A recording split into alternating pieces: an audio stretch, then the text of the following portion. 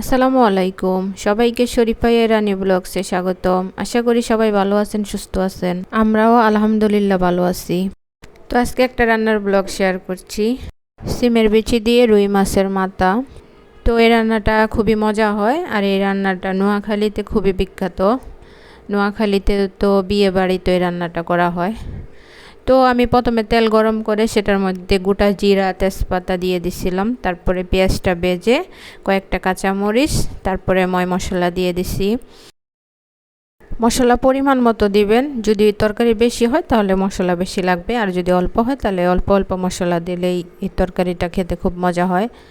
তো আমি 1 চামচ হলুদ গুঁড়া, 1 চামচ মরিচ গুঁড়া, ধনে গুঁড়া, জিরা গুঁড়া দিয়ে একটা টমেটো কুচি করে দিয়ে দিছি।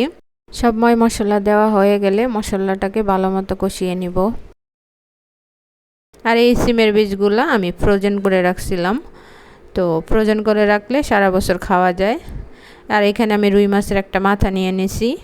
তো এখন সবগুলা ধুয়ে পরিষ্কার করে নিছি, আর ওইদিকে মশলাটা কষাতে দিয়ে দিছি। তো মশলাটা কষানো হচ্ছে। তো এই তো আমার মশলাটা একদম ভালো মতো কষানো হয়ে গেছে, তেলটা উপরে চলে আসছে। তো এখন আমি রুই মাছের মাথাটা দিয়ে দিলাম।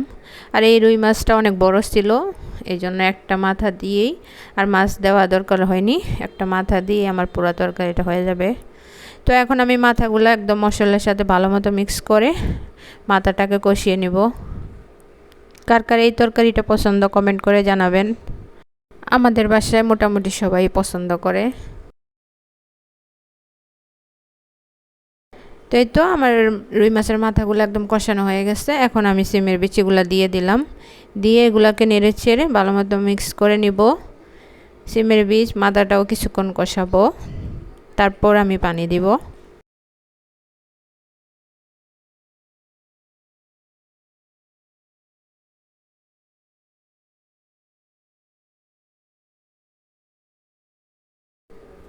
কষানো হয়ে গেছে, এখন আমি দিয়ে দিব গরম পানি।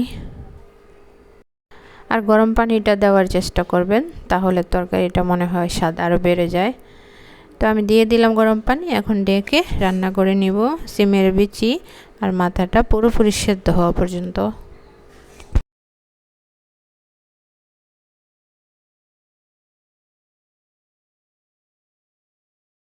আর অবশ্যই গোটা জিরা আর একটা তেজপাতা দেওয়ার চেষ্টা করবেন, তাহলে ঘ্রাণটা খুব ভালো আসে।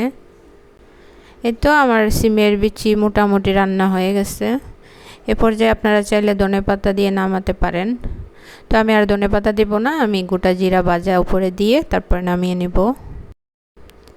তো আমার রান্নাটা পুরোপুরি কমপ্লিট হয়ে গেছে, এখন আমি জিরার গুঁড়া দিয়ে দিচ্ছি, দিয়ে নামিয়ে নিব। আর আজকের ভিডিওটি এখানেই শেষ করব। সবাই ভালো থাকবেন, সুস্থ থাকবেন। আল্লাহ হাফেজ, আসসালামু আলাইকুম।